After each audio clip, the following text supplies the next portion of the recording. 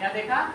Order of reaction. Order of reaction का मतलब क्या है कि किसी अभिक्रिया के दौरान कितनी बार कंसंट्रेशन चेंज हुआ और जिसके कारण रेट ऑफ रिएक्शन बार बार बदला, उतने टाइम्स को हम कहते हैं ऑर्डर ऑफ रिएक्शन। जैसे जीरो ऑर्डर का रिएक्शन है तो कोई परिवर्तन नहीं होगा, जिस रेट से हो रहा है उसी रेट से होगा, चाहे कंसंट्रेशन घटाइए चाहे बढ़ाइए। फर्स्ट ऑर्डर का मतलब हुआ कि ये जैसा वो भी चलेगा।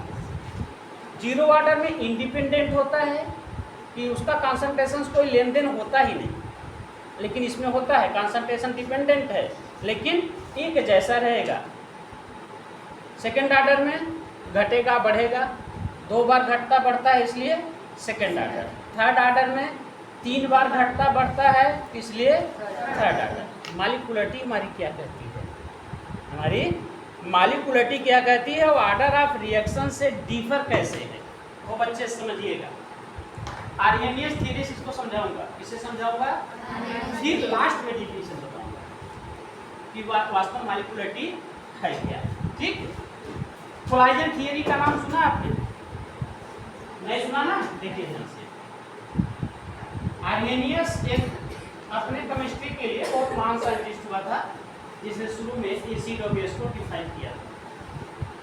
पहले लोग कहते थे कि खट्टा है इसलिए अम्ल है, कड़वा है इसलिए क्षार है, ये पुरानी अवधारणा थी। लेकिन आर्हेनियस जब आए तो उन्होंने कहा ऐसा कुछ नहीं है, न खट्टा न मीठा।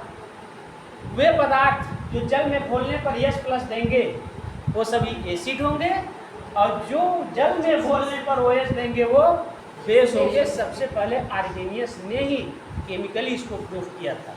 इससे पहले सिर्फ यह अवधारणा थी कि जो खट्टे होंगे वो अम्ल हैं और जो कड़वे होंगे वो क्षार, बस यही अवधारणा चली आती। तो आर्हेनियस वहाँ से जब निकले तो आ गए ये केमिकल काइनेटिक्स में। कहाँ गए? केमिकल काइनेटिक्स में। और इन्होंने रासायनिक अभिक्रियाओं के दर को प्रभावित करने के लिए जो कारक हैं उनको अध्ययन किया। अब एक बहुत ही अच्छा रिस्पांस दिया कि कोई रिएक्टेंट कब प्रोडक्ट में बदलेगा, और उसके आधार पर ट्रांजिशन स्टेट थियरी आई, कोलाइजन थियरी आई, ठीक ना, कई थियरी आई, लेकिन बेस इन्हीं का रहा। किसका? आर्हेनियस। सारी थियरी जितनी भी आएंगी इसी को एक्सप्लेन करेंगे। यहाँ हमारे रिएक्टेंट होते हैं, क्या होते हैं? रिएक्टेंट। जैसे यहाँ A+B हमने लिखा, इस पर होती है एनर्जी, अब इस पर होता है रेट। क्या होता है?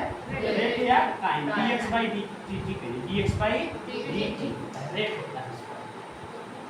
मैंने आपको सिखाया था बेटा कि यह उसकी क्या है? इंटरनल एनर्जी है। यहाँ से यहाँ तक क्या है?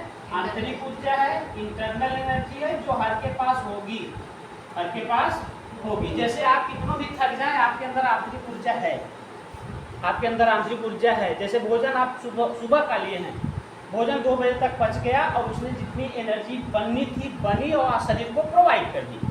उस एनर्जी से आप काम किए, पढ़े लिखे, दौड़े धूपे, अब वो एनर्जी खत्म हो गई। तो क्या आप एकदम लौट गए हैं? नहीं, ऐसा नहीं है। अब आपके शरीर में जो आंतरिक ऊर्जा है वो आपके शरीर को चला रही है। जब भी आप थके हुए हैं, जितना भोजन आपने लिया था वो सारी कैलोरी खत्म हो चुकी है 5 बजे तक।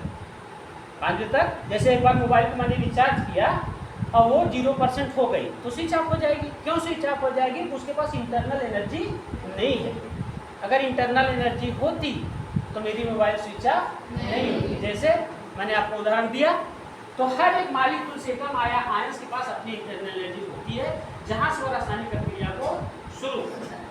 ठीक, A+B कोलाइजन किए। क्या किए? कोलाइजन। ये सब समझिए।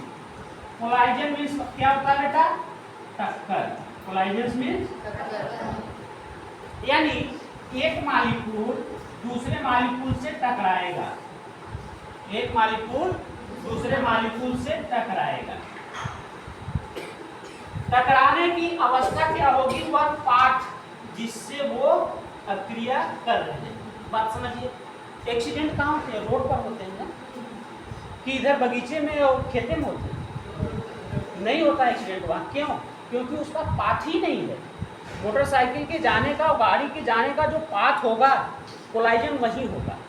अब कहिए यहाँ आ जाए मोटरसाइकिल टक्कर मारे तो संभव नहीं, क्योंकि यहाँ पाथ ही नहीं है। यह उसका पाथ ही नहीं है तो कोलाइजन होने की संभावना नहीं है। तो कोलाइजन होता कहाँ है?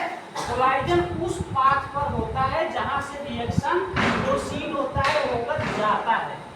जैसे ये उसका पाथ है, मान लीजिए अब रिएक्शन इसी पाथ से जाएगा, रास्ता नहीं बना होता बेटा। जैसे हवाई जहाज का पाथ नहीं बना होता, हवाई जहाज चलते हैं तो उनके लिए सड़क नहीं बनी हुई, लेकिन उनका एक पाथ निश्चित है, इसी पर से जाएंगे, उनका लेटीट्यूडल लॉन्गिट्यूडल सब बना हुआ है, ठीक, वो उसी के सहारे जाते हैं। ऐसे ही हमारे केमिकल काइनेटिक्स में जो रासायनिक अभिक्रियाएं जितने भी ऑर्गेनिक इनऑर्गेनिक की होंगी उनका एक पाथ निर्धारित होता है। पाथ का मतलब इतनी ऊर्जा से कम होगी तो रिएक्शन नहीं होगा, इतनी ऊर्जा होगी तो कहाँ तक वो जा सकते हैं। जैसे मैंने कहा यह रिएक्शन इसी पाथ से जाएगा तो यहाँ तक हाईएस्ट ऊंचाई पकड़ेगा, इससे ऊपर नहीं जाएगा, ठीक। यह हाईएस्ट ऊंचाई क्या है? एनर्जी है। देखिए इतनी एनर्जी तक वह जा सकता है, यहाँ से यहाँ बोलिए, हाँ, इससे ऊपर एनर्जी में नहीं जाएगा। भले हमारे पास हो, भले हम सिस्टम को एनर्जी दे दिए हैं, लेकिन वो रिएक्शन वहाँ तक नहीं जाएगा। सिंपल से उदाहरण समझिए, हम आपको 100 का नोट दे दें और कहें कि जाइए पार्ले जी ले आइए, तो आप हाईएस्ट 5 रुपए खर्च कर सकते हैं, मुझे पता है। भले आपके पास 95 है, लेकिन मैं जानता हूँ हाईएस्ट आप 5 रुपए तक जाएंगे, इसके बाद लौट आएंगे। यानी एनर्जी फिक्स है 5 रुपए, पार्ले का दाम ही उतना है। तो मैं समझ गया कि आप 5 इतनी हाइट तक जाएंगे, भले आपके पास 100 रुपये है, उससे कोई मतलब नहीं। आप इतनी हाइट जाएंगे, फिर कहेंगे पार्ले जी लेकर घर चलिए, कहाँ आएंगे? घर ही तो आएंगे, मुझे पता है पाथ। ऐसे ही निर्धारित होता है पाथ, ठीक। तो इस पाथ पर कहीं भी कोलाइजन हो सकता है, इन मॉलिक्यूल्स एटम्स के बीच कहीं भी कोलाइजन हो सकता है। अब आर्हेनियस कहते हैं कि जो कोलाइजन इफेक्टिव होगा, एक शब्द उन्होंने दिया इफेक्टिव कोलाइजन। कोलाइजन तो बहुत होंगे, ऐसी बात नहीं, लेकिन जो इफेक्टिव कोलाइजन होगा, इफेक्टिव कोलाइजन का मतलब होता है बेटा कि मॉलिक्यूल्स आपस में कोलाइड करे और इस एनर्जी बैरियर को क्रॉस करते हुए कहाँ आ जाए? प्रोडक्ट में। कोलाइजन के बाद अगर मॉलिक्यूल एनर्जी बैरियर को क्रॉस किया और प्रोडक्ट में बदला, वही कोलाइजन इफेक्टिव कोलाइजन होगा। कोलाइजन हुआ जैसे यहाँ 2 मॉलिक्यूल हैं, आपस में कोलाइजन किए और यहीं पर जाकर अटक गए। कोलाइजन तो हुआ लेकिन इफेक्टिव नहीं हुआ। तो सिर्फ यहाँ इस थियरी से इतना समझना था कि इफेक्टिव कोलाइजन होता क्या है, ठीक। इफेक्टिव कोलाइजन होता क्या है? जैसे मैंने पहले भी कहा है, कितने बच्चे बैठे हैं, सभी पढ़ रहे हैं, सभी परीक्षा में बैठेंगे। समझिए कोलाइजन, परीक्षा में बैठना कोलाइजन। अब कितने पास होंगे वो इफेक्टिव होंगे, जो नहीं पास होंगे वो इफेक्टिव नहीं। इतने से मतलब समझिए, ठीक। अगर सभी पास हो गए तो इफेक्टिव सभी हैं, अगर नहीं पास हुए तो इफेक्टिव। इसी को आर्हेनियस ने कहा था, ये एक्टिव मॉलिक्यूल कहा था, क्योंकि अभी बता रहा हूँ कोलाइजन थियरी में आर्हेनियस वास्तव में क्या कहे थे कि एक एक्टिव मॉलिक्यूल होगा और दूसरा पैसिव मॉलिक्यूल होगा। यह आर्हेनियस का मूल कॉन्सेप्ट था। एक्टिव मॉलिक्यूल उसको कहा जाता है जो रासायनिक प्रक्रिया में भाग ले और इस एनर्जी बैरियर तक पहुंचे और स्वयं क्रॉस करके कहाँ पहुंच जाए? प्रोडक्ट में, विदाउट एनी एक्स्ट्रा एनर्जी के पार्टिसिपेशन से।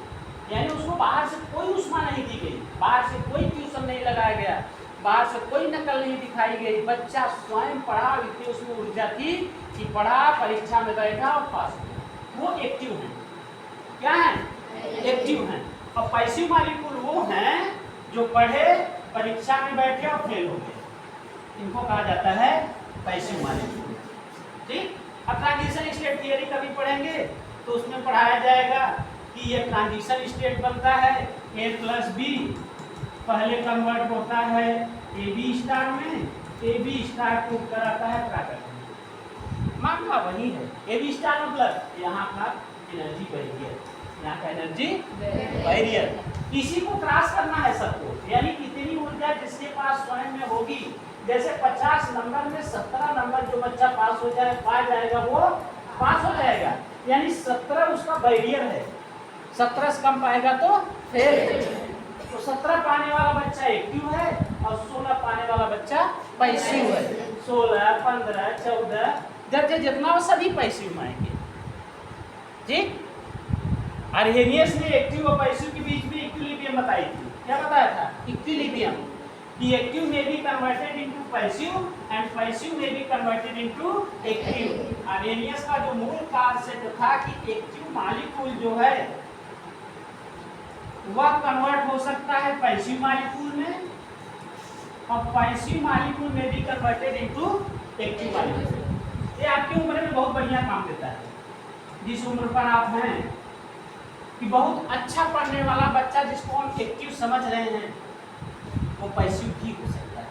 अगर उसकी दिशा बदली, उसकी दिशा बदली, पढ़ाई से मन हटा कहीं और लगा तो 100% योग्य बच्चा खराब हो सकता है। पैसिव हो जाएगा मतलब पूरा है मेरे लिए कि रासायनिक प्रक्रिया में भाग ले रहा है लेकिन प्रोडक्ट नहीं दे रहा है, तो ऐसा पूरा है मेरे लिए। जबकि मुझे पहले से कॉन्सेप्ट था कि एक्टिव मॉलिक्यूल है, इसके पास इतनी एनर्जी है कि रासायनिक प्रक्रिया में भाग लेगा, परीक्षा में बैठेगा तो टॉप करेगा। लेकिन अगर टॉप नहीं किया दैट मीन्स उसमें डाइवर्जन है, उसकी एनर्जी कहीं बाहर रिलीज हो रही है। अभी ग्राफ से दिखाऊंगा। और पैसिव बच्चा, पैसिव मॉलिक्यूल एक्टिव में बदल सकता है इससे, यानी एक बिगड़ा हुआ बच्चा अगर यहाँ आकर सुधर गया, बाहर चाहे जैसे रहा, 10 तक 8 तक चाहे जैसे पढ़ा, लेकिन 9, 10, 11, 12 यहाँ आकर अगर उसने वो सारी आदतें छोड़ी और एक अच्छा नागरिक बना, एक अच्छा छात्र बना, तो पैसिव में बी कन्वर्टेड इनटू एक्टिव। ठीक, बात समझ में आई? अब ये थियरी से हो गया। अब ग्राफ से देखिए। ग्राफ क्या कहता है मेरा? ये मेरा पाथ है रिएक्शन का। क्या है? पाथ है, इसी से जाना है, इसी से जाना। कोलाइजन के बाद प्रत्येक मॉलिक्यूल कहाँ जाएगा? एक्टिवेटेड स्टेट में, यानी यहाँ जो बैरियर है यहाँ जाएगा। इसी बैरियर को इसको क्रॉस करना है, जिसको क्या कहते हैं? Threshold energy barrier. बात समझ में आई? अब यही वो पिक पॉइंट है जहाँ से एनर्जी रिलीज करेगा कि एब्जॉर्ब करेगा। एकदम पॉइंट पर खड़ा है। मैंने कहा था ये तलवार की धार होती है, थोड़ा सा इधर हुए तो प्रोडक्ट और थोड़ा सा इधर हुए तो यहाँ पर अगर इसने अपनी एनर्जी रिलीज कर दी, एक्टिव मॉलिक्यूल AB स्टार बना होगा।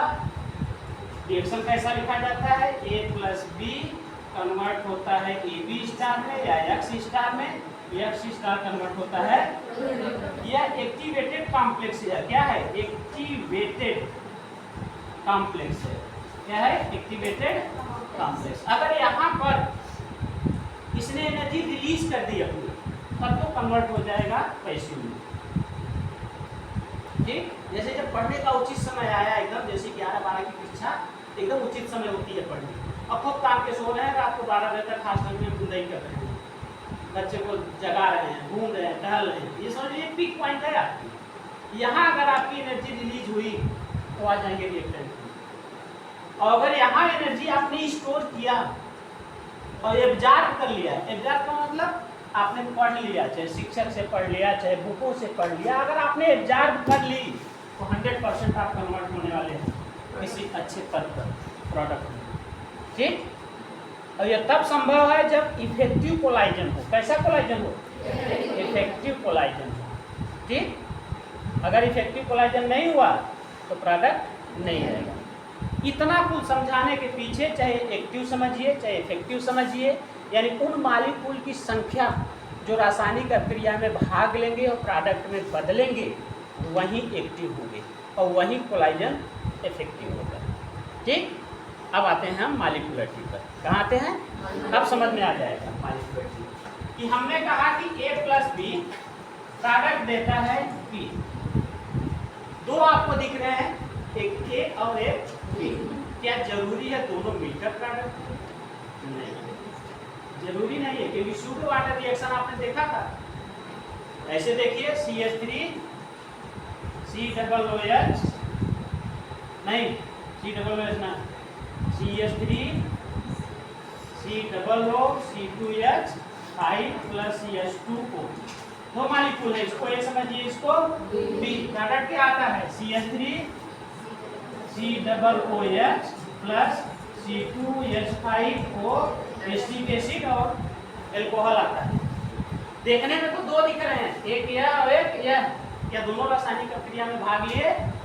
नहीं, ऐसा संभव नहीं है। जो होता है वो दिखता नहीं, जो दिखता है वो होता नहीं। केमिस्ट्री यही है, केमिस्ट्री यही है। बात समझ में आई? कि आप ये समझ रहे हैं कि दोनों भाग लिए हैं तो आप यहाँ गलत हैं। ठीक, जैसे ये समझिए कि HCl और प्लस MnOH बनाते क्या है? MnCl और प्लस H2O। यहाँ दोनों भाग लिए हैं, यहाँ दोनों भाग लिए हैं। HCl भी भाग लिया, MnOH भी भाग लिया। यहाँ सही है आपका देखना, लेकिन यहाँ देखना गलत है। अब वो कहते हैं कि क्या इनमें इफेक्टिव कोलाइजन है? अगर इफेक्टिव कोलाइजन होगा तो उन मालिक्यूल की संख्या को कहा जाता है मालिकुलरिटी, जो इफेक्टिव कोलाइजन लेंगे और प्रोडक्ट में बदलेंगे। जैसे समझिए, मैंने कहा इसके 10 हैं, अब इसके 50। कितने हैं? 50। कोलाइजन में 10-50 से टकरा सकता है, कोई बाउंडेशन नहीं। जरूरी नहीं है कि 10-10 से टकराए, 10-10 से टकराएंगे जरूरी नहीं है। जैसे इतने बच्चे हैं, मैं 2 भाग में बांट दूँ, मैं कहूँ नंबर ऑफ कोलाइजन उतना होगा, नहीं होगा। ऐसे मान लीजिए आप 50 बच्चे हैं, 25 एक तरफ कर दूँ, 25 एक तरफ कर दूँ और कह दूँ कि 25 कोलाइजन होगा, यानी एक बच्चा एक बच्चे से कोलाइज करेगा, ऐसा संभव नहीं है। जब सांप दिखे ना तो एक जने 20 जने टकराएंगे। जब सांप दिख जाए कमरा में तो सब अपन जान बचाए और एक जन धक्का ना मरिए, 10-5 जने के मार के पहले अपने निकलिए, और जो तगड़ा हो पहले निकले। तगड़ा मतलब एक्टिव मालिक्यूल होगा। वो कैसा होगा? एक्टिव मालिक्यूल होगा। उसके पास इतनी पर्याप्त एनर्जी होगी 4-6 जने के दबाव की निकल जाए। ठीक, उसी को कहा जाता है इफेक्टिव कोलाइजन। अब समझिए, इसमें से टोटल संख्या मेरे पास हो गई 7। कितनी हो गई? 7। और इस तरफ मुझे मिला 30। प्रोडक्ट की तरफ कितना मिला? 30। इसका मतलब 30 ही कोलाइजन इफेक्टिव था, बाकी 30 कोलाइजन बेकार हो गया। 50 कोलाइजन हो, 1000 कोलाइजन हो, हम इधर के कोलाइजनों की संख्या नहीं बता सकते। क्यों? कि गैसियस स्टेट की अवस्था में मालिक्यूल्स इतना रैंडम मूव करता है कि वह एक बार टकराएगा तो जरूरी नहीं कि वो प्रोडक्ट में बदल जाएगा। और इतना रैंडम होते हैं कि सेकेंडों में हजारों कोलाइजन कर देते हैं, सेकेंडों में हजारों कोलाइजन कर देते हैं। जैसे गैसियस अवस्था के मालिक्यूल को अच्छे समझ लें। सेंट मैं यहाँ मारूंगा, महकेगा पौने तक, पैसा मेरा लगा, सेंट मारा मैंने और फ्री में खुशबू सब ले। क्यों ऐसा है? क्योंकि गैसियस अवस्था का मालिक्यूल है और रैंडम गति करता है। यह नहीं जेके हम चाह वही उड़ी जाए कि महका है, यो ना करेगा, यह भी नहीं करेगा वो। क्यों? कि वो ऑल पॉसिबल डायरेक्शन में, सभी संभावित दिशाओं में वो गति कर सकता है, वही नहीं बधा है। बाकी सॉलिड के मालिक्यूल बधे हैं और लिक्विड के मालिक्यूल बधे हैं। लिक्विड के मालिक्यूल ऐसे बधे हैं कि मैं कहूँगा ऐसे बह तो ऐसे ही बहेगा। मैं ऐसे करके यहाँ पानी छोड़ूंगा और कहूँगा इधर जा, इधर जाएगा। अगर मैं कहूँगा ऊपर जा, कहेगा नहीं जाऊँगा। यानी उसके सहारे हमें चलना पड़ता है, डायरेक्शनल होता है। कैसा होता है? और हमेशा हाई टू लो होता है। लेकिन गैसियस अवस्था का मालिक्यूल फ्री होता है। ठीक, तो इसमें से कितने मालिक्यूल्स ऐसे हैं जो इफेक्टिव कोलाइजन लेंगे? उन मालिक्यूल की संख्या को कहा जाता है मोलरिटी। ठीक, क्या कहा जाता है? मोलरिटी। अब समझ में आई? जैसे 10 मालिक्यूल ऐसे हैं जो इफेक्टिव कोलाइजन करेंगे और प्रोडक्ट देंगे, तो उस रिएक्शन की मालिक्यूलरिटी 10 होगी।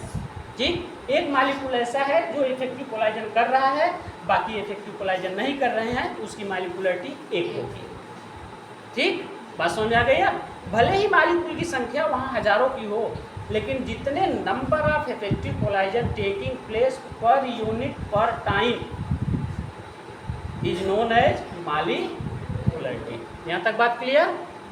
कोई डाउट किसी को? मालिक्यूलरिटी कैसे डिफाइन की जाएगी? उन इफेक्टिव कोलाइजनों की संख्या जिससे प्रोडक्ट आए, उनकी संख्या को कहा जाता है मालिक्यूलरिटी। क्यों बेटा?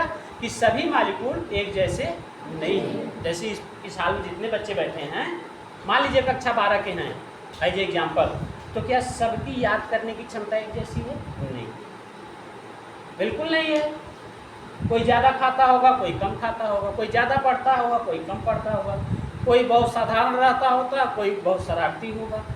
तो एक जैसे तो लगभग कोई नहीं होंगे ना, एक जैसे तो लगभग कोई नहीं होंगे कि 3600 गुण मिल जाए, संभव नहीं भाई। इसी तरह से जब हम आते हैं केमिकल रिएक्शन में तो देखने के तो हमें लगेगा कि A प्लस बी टाइप के हैं, लेकिन ऐसी बात नहीं है कि दोनों की ऊर्जा एक जैसी हो या दोनों का नंबर ऑफ कोलाइजन एक जैसा, कुछ साइज में छोटे होंगे कुछ साइज में बड़े होंगे। जैसे एक उदाहरण समझिए, मान लीजिए हमें HCl बनाना है। क्या बनाना है? HCl। अब H को देखा जाए यह नन्हा सा है, न्यूक्लियस होगा, इसके पास एक इलेक्ट्रॉन है, तो कितना बड़ा हो? इतना बड़ा तो होगा, इतना नन्हीस है ना। अब Cl के पास न्यूक्लियस हो, पहली कक्षा हो, दूसरी कक्षा हो और तीसरी कक्षा हो, क्योंकि 2, 8 और 7, इसका 17 है, इसका 1 इलेक्ट्रॉन रखेगा तो इसके पास K सेल होगी। क्या सेल होगी? K सेल होगी। इसके पास K होगा, L होगा और M होगा। तो साइज में पड़ा, साइज में। अब इफेक्टिव कोलाइजन बताइए। दो तरह से मेरे पास कोलाइजन का विकल्प है। मेरे पास दो तरह से विकल्प है कोलाइजन का, कि हाइड्रोजन जाकर क्लोरीन को टक्कर मारे, दूसरा है कि क्लोरीन जाकर हाइड्रोजन को टक्कर मारे। अब इन दोनों कोलाइजन में कौन इफेक्टिव कोलाइजन होगा? बोलिए, कौन इफेक्टिव कोलाइजन होगा? क्लोरीन जाके मारेगा, ये वाला इफेक्टिव कोलाइजन होगा। देखिए, हाँ ये Cl का ही केस, हम कहें कि H टकराए Cl से या Cl टकराए H से, अंतर नहीं है क्या? लोग कहते हैं चाकू चाहे लौकी पे गिरे चाहे लौकी चाकू गिरे कहे कटे लौकी है, केमिस्ट्री नहीं कहती है। ऐसा नहीं हो सकता, ऐसा नहीं हो सकता। नहीं क्यों देख ला, नलका से बड़का टक्कर मारे और बड़का कह दे छोटा टक्कर मारे। जब टक्कर मारे थे आसमान में भाग जाइए, हिलबे न करे अपनी जगह से, अपने जगह से हिलबे न करे। क्यों? ये 35.5 है मॉलिक्यूलर वेट। अब ये कितना है? ये 35 गुना ज्यादा है क्लोरीन। और आज टक्कर मारिए तो सोचे कुछ बड़ा का भाई 35 गुना वजन बा। जैसे मान लो हम 50 किलो हुई और क्यों 35 गुना हमसे वजन हुए, अब जाए तो कि हम धक्का मारी तो गिर जाएगा। ओके समझे ना कुछ बड़ा कि ना नहीं उल्टा होगा कि 35.5 का लेके वजन अगर 1 की लात मारे तो कहाँ जाएंगे? पता चलेगा। यानी अगर रिएक्शन पाथ पर देखा जाए, रिएक्शन पाथ पर अगर क्लोरीन कहीं टक्कर मार दी हाइड्रोजन को, तो हाइड्रोजन ना इतना तेज भागे जैसे कि चलो भागत है, भागे ना भागे। और कहीं उल्टा कोलाइजन हो गया कि हाइड्रोजन जाकर क्लोरीन से टकराया, तो हाइड्रोजन अपनी पूरी काइनेटिक एनर्जी क्लोरीन को ट्रांसफर कर देगा, क्योंकि टक्कर के बाद एनर्जी ट्रांसफर होनी है। और न कि दौड़ के दीवार से टकरा के देख ला, क्योंकि काइनेटिक एनर्जी जब कोई ऐसे है और ये आकर टक्कर मारेगा, ये काइनेटिक एनर्जी लिया होगा या पोटेंशियल एनर्जी लिया होगा, इसकी काइनेटिक एनर्जी पूरी की पूरी इसमें ट्रांसफर हो जाएगी। ठीक, अगर इस पर कोई इफेक्ट नहीं आया तो पोटेंशियल एनर्जी में आ जाएगा। न कि दीवार पर कुछ मार कर देख लीजिए, कुछ मारिए दीवार पर, यहाँ से मैं मार रहा हूँ सिर्फ इलास्टिक को छोड़कर, इलास्टिक इन नेचर वाले मॉलिक्यूल को छोड़कर, क्योंकि वो अपना शेप बदल लेते हैं और दीवार पर रिपल्सन फोर्स लगाकर उससे तेज वापस आते हैं। जैसे गोली आती है, गेंद आती है छोटी सी रबर की, आप उसको दीवार पर जितना तेज मारेंगे उसका 1.5 से 2 गुना तेज वापस होती है। क्यों? वह दीवार पर ऐसे जा रही है, जब दीवार पर टकराएगी तो ऐसा शेप बनाएगी और फिर दीवार को ऐसे ढकेलेगी पीछे की तरफ। ठीक, क्योंकि वो अपना शेप वापस चाहती है। जब शेप वापस आएगी तो दीवार को ऐसे ढकेलेगी, तो जितनी एनर्जी से गई है उसके 1.5 गुना काइनेटिक एनर्जी से वह वापस आएगी। बाकी ऐसा नेचर किसी में नहीं। अभी आप मिट्टी उठाकर मारिए तो मिट्टी टकराएगी और नीचे गिर जाएगी। क्यों? इसने अपनी काइनेटिक एनर्जी ट्रांसफर कर दी दीवार में, और दीवार को चाहे प्रभाव पड़े चाहे ना पड़े, लेकिन इसकी काइनेटिक एनर्जी खत्म हो जाएगी, इसके पास आ जाएगी पोटेंशियल एनर्जी और वो वहीं गिर जाएगा। बात समझ में आई? इसका मतलब जब हाइड्रोजन टकराएगा तो हाइड्रोजन अपनी काइनेटिक एनर्जी ट्रांसफर कर देगा क्लोरीन को, और इसके पास आ जाएगी पोटेंशियल एनर्जी। यानी जो बचा पूछा रहा एनर्जी, इन्हें कभी बड़े आदमी से मत टकरा जाए ना, बड़े आदमी से मत टकराइएगा, ये केमिस्ट्री हमारी कहती है, क्योंकि जो पैसा रखे हो बना मर मुकदमा में चला जाए और कुछ न बिगड़े, इस क्लोरीन का कुछ नहीं बिगड़ेगा, आपका कोलाजन इफेक्टिव नहीं हुआ, आप खराब हो गए। और जब ये अगर कहीं कोलाजन करे तो तुम्हारा घर द्वार छोड़ के भागे, ठीक बात समझे। अब ये मेरे लिए इफेक्टिव है, अगर 2 कोलाजन हुआ तो मेरे लिए एक इफेक्टिव है, यानी मॉलिक्यूलरिटी इस समय 1, 2 नहीं है, जब भी कोलाजन हुआ था 2, एक बार मैंने S से टकराया था, एक बार Cl से, जिसमें इफेक्टिव कोलाजन मिला। इसका मतलब इस रिएक्शन की मॉलिक्यूलरिटी क्या समझ में आ गई? खास समझा खाली मॉलिक्यूलरिटी ऑफ रिएक्शन। और मॉलिक्यूलरिटी और आर्डर में बड़ा गहरा संबंध है, इतना गहरा संबंध है कि लोग कहते हैं कि मॉलिक्यूलरिटी और आर्डर दोनों एकदम सगी बहनें, दोनों में डिफरेंशिएट साधारण व्यक्ति नहीं कर सकता। जो बहुत जानकार होगा वही बता सकता है कि इसका आर्डर और मॉलिक्यूलरिटी एक होगी कि नहीं। लगभग रिएक्शन में एक जैसी होती है, लगभग रिएक्शन में एक जैसी होती। किस टाइप के रिएक्शन में नहीं होती वो हम आगे चलकर आपको बताएंगे। हम देखकर बता सकते हैं कि इसकी मॉलिक्यूलरिटी डिफर होगी और आर्डर ऑफ रिएक्शन दूसरा होगा, नहीं नॉर्मली लगभग एक जैसे मिलते हैं। तब आइए आप डिफिनेशन लिखिए।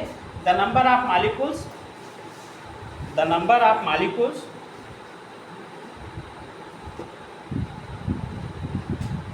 ऑब्लिक एटम करिएगा, दोनों की कंडीशन हो सकती है, मॉलिक्यूल भी हो सकता है, एटम भी हो सकता है, ठीक। मॉलिक्यूल्स ऑब्लिक एटम क्या लिखा है? The number of molecules oblique atoms of reactant that takes TAKES takes part in a elementary, ये सब आप पकड़िएगा इसको, एलिमेंटरी। इसका मतलब समझिए बेटा कि यह कब लागू होगा? जब सिंगल स्टेप का रिएक्शन हो। क्या हो? सिंगल स्टेप एलिमेंट्री रिएक्शन, ऐसे लिखिएगा। इसमें 2 स्टेप नहीं होने चाहिए। 2 स्टेप का मतलब किसी रिएक्शन में 2 स्टेप ना हो, इसका मतलब ऐसे देखिए, जैसे A कन्वर्ट हो रहा है प्रोडक्ट B, सिंगल स्टेप में हो, रिएक्टेंट प्रोडक्ट, इनिशियल और फाइनल में कैसा हो? इनिशियल और फाइनल। और एक ऐसा हो कि A कन्वर्ट हो रहा है A स्टार में, A स्टार कन्वर्ट हो रहा है। ये देखिए 2 स्टेप का हो गया, पहले यहाँ से यहाँ, फिर यहाँ से यहाँ ना। ये क्या हो गया? ये इनिशियल हो गया, ये मिड का हो गया, ये क्या हो गया? फाइनल। यहाँ से यहाँ, यहाँ से, ठीक। इसको कहा जाता है स्टेट फंक्शन। देखिए ये वाला आपका है बेटा स्टेट फंक्शन। क्या है? State function. और ये वाला है पाथ फंक्शन। क्या है? Path function. यानी एक से अधिक स्टेप में होगा तो पाथ फंक्शन होगा, और एक स्टेप में होगा तो स्टेट फंक्शन। यानी जो इनिशियल और फाइनल को एक्सप्लेन करेगा वो स्टेट फंक्शन होगा, जो इनिशियल और फाइनल के बीच में आने वाले पाथ को बताएगा। पाथ को बताएगा वो क्या होगा? सिंगल स्टेप नहीं होगा, वो डबल स्टेप, ट्रिपल स्टेप हो सकता है, और उसका कॉमन नेम पड़ता है पाथ फंक्शन। जैसे अभी कोई आपके घर जाए और पूछे आपका नाम लेकर कि कहाँ है, तो घर वाले कहिए पढ़ते हैं वहाँ हॉस्टल में, और हमारे कि नहीं रहे ना, ऐसे ना बताए। तो गए फला तारीख के सवेरे इनसे यहाँ से निकले होने लेके मणियाहू गए हैं, मणियाहू से जौनपुर आए हैं, जौनपुर से जफराबाद आए हैं, जफराबाद से सिरकोनी आए हैं, सिरकोनी से कबूलपुर आए हैं, कबूलपुर आगे गयासपुर गए हैं, गयासपुर आया, गयासपुर में एक स्कूल हो, में हॉस्टल हो, वहीं वो पढ़ती वहीं गई। बात समझा ना? क्योंकि मैं उसके पूरे पाठ को बताते हुए तब ले आकर पहुँचाऊँगा स्कूल। पहुँचे कि स्कूल हुआ है? पहुँचना वही है, बस हमने पूरे रास्ते का वर्णन करते हुए बताया, इसलिए उसको कहा जाता है पाथ फंक्शन। ये लॉन्ग ड्यूरेशन लेता है, बताने में समय लगा ना, लॉन्ग ड्यूरेशन रिएक्शन लंबा खींचता है, टाइम टेकन होता है। कैसा होता है बेटा? Time taken. और सिंगल स्टेप का रिएक्शन जो इनिशियल तो फाइनल बताए थे खास कर लूँगा बात पता, सेकेंड के 10वें भाग में बताए खत्म कर दिए ना। इधर भाई केमिस्ट्री हो, दोनों रास्ता हो बताओ पड़ेगा ना। चलो का लिखा है एलिमेंट्री रिएक्शन, ठीक। आर अथवा कहिए, ये क्या है? ये पुरानी डिफिनेशन है दादा के ज़माने की। जब आर्हेनियस आए इसको भी बदले कि नहीं नहीं ये डिफिनेशन ठीक नहीं है, आपने जो बता दिया ये ठीक नहीं। एलिमेंट्री रिएक्शन तो है, तो मान लो 20 ने पार्टिसिपेट करें तो मॉलिक्यूलरिटी 20 हो जाए। सिंगल स्टेप में मैं कह रहा हूँ कि ऐसा भी तो हो सकता है कि 20A कन्वर्टेड इनटू 15P, ये भी पॉसिबल, संभव है। कहीं भाई यहाँ मॉलिक्यूलरिटी 20 वाले लेकिन प्रोडक्ट का 15 है, 5 के कहाँ है? गलत हो गया ना, क्योंकि हो सकता है 5 कोलाजन ऐसा हो कि H टकरा रहा हो Cl से, और 15 ऐसा हो जिसमें Cl टकरा रहा हो S। तो 15 तो मुझे मिल गया, 5 नहीं मिला तो 5 गए कम। तो आर्हेनियस ने कहा ऐसा नहीं, मॉलिक्यूलरिटी वास्तव में उन रिएक्टेंट के उन मॉलिक्यूल पर डिपेंड है जिनका कोलाजन इफेक्टिव होगा। एक लाइन में क्या करो बंद कर, क्योंकि तब इनको ज्ञान हो चुका था कि वही प्रोडक्ट में जाएगा जिसके पास उतनी ऊर्जा होगी और उसका कोलाजन इफेक्टिव होगा। आर अथवा करके दूसरी डिफिनेशन आर करके जो कॉमन है लिखिए, the number of molecules, the number of molecules, the number of molecules oblique atoms of reactant of atom oblique molecules oblique atom of reactants that must मतलब जरूरी है, collides साइमultaneously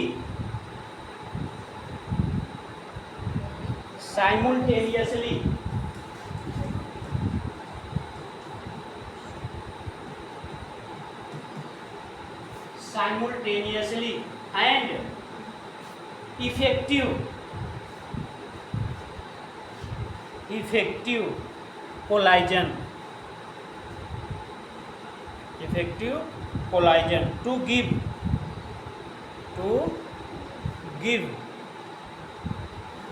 product in a elementary पुस्तक में single step जरूर लिखी है, elementary chemical reaction.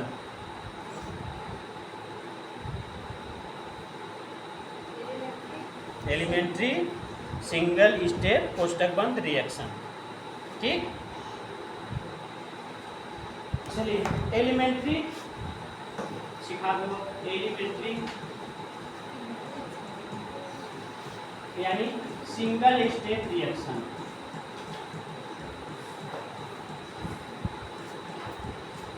कैसे हम जानेंगे कि एलिमेंट्री है कि नहीं?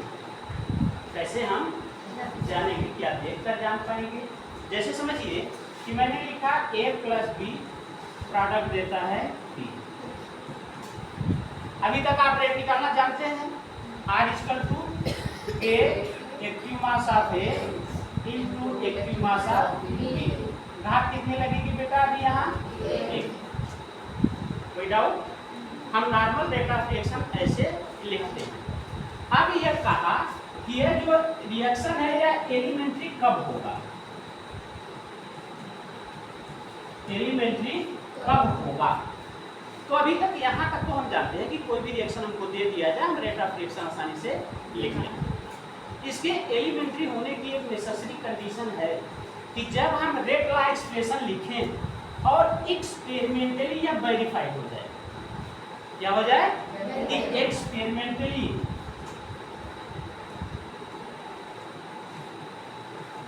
प्रूव्ड हो जाए। ये तो हमने थियरी से लिख दिया, ये तो जो मेरे सामने फिगर था मैंने रेट ऑफ रिएक्शन लिख दिया। अब इसको एक्सपेरिमेंट से अगर हमने प्रूफ कर दिया कि ये जो रेट का एक्सप्रेशन लिखा गया है यह सही है, तो यह रिएक्शन हमारा एलिमेंट्री हो जाएगा। ठीक, यह रिएक्शन मेरा एलिमेंट्री हो जाएगा। अगर एलिमेंट्री हो गया तो जितने मॉलिक्यूल्स आपके सामने दिख रहे होंगे उन मॉलिक्यूल्स की संख्या बन जाएगी मॉलिक्यूलर। अभी मेरे सामने एक ए दिख रहा है, एक बी दिख रहा है, और तो कुछ दिख नहीं रहा है। ठीक, अगर ये प्रूव्ड हो गया, if it is proved, if it is proved by experiment, then the above reaction is an elementary reaction। जब एलिमेंट्री सिद्ध हो जाएगा यार कि एलिमेंट्री रिएक्शन है यार, तब इनकी मॉलिक्यूल की संख्या को सीधे हम कह देंगे कि मॉलिक्यूलरिटी है। देयरफॉर मॉलिक्यूलरिटी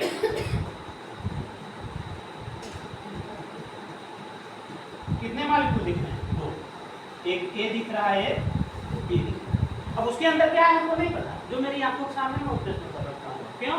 तो मैंने इसको प्रूफ कर दिया, प्रयोगशाला में सिद्ध कर दिया कि यह रिएक्शन ऐसे रेट को पालन करता है। ठीक, चलिए अब हम आर्डर देख लें। आर्डर कितना है यहाँ?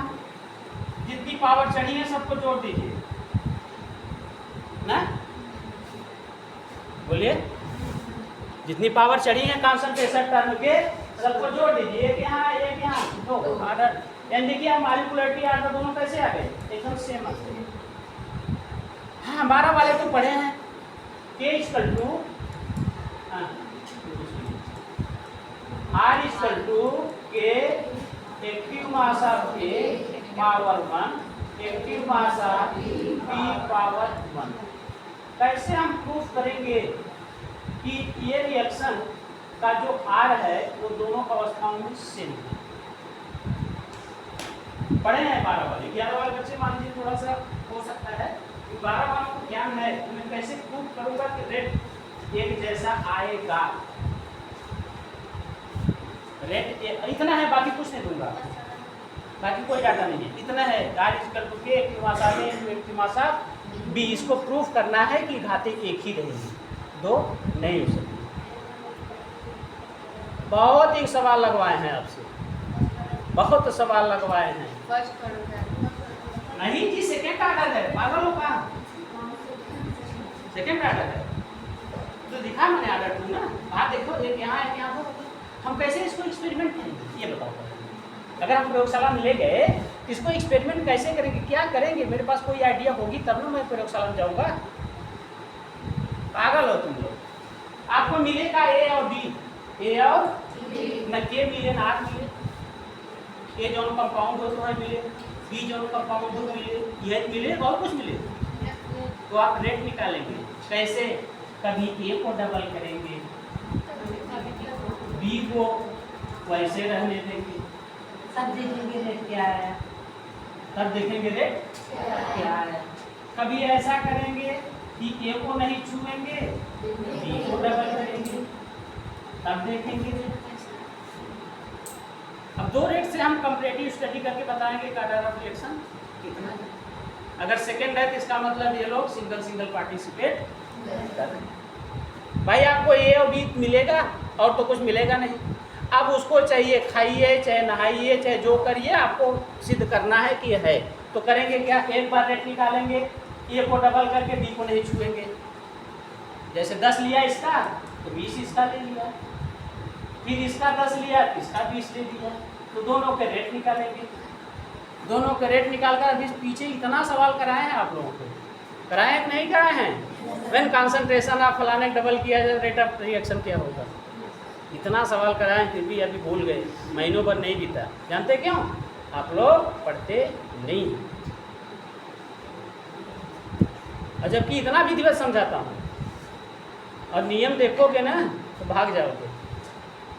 एक दिन आप नहीं पढ़ पाएंगे। इसको आप करता हूँ।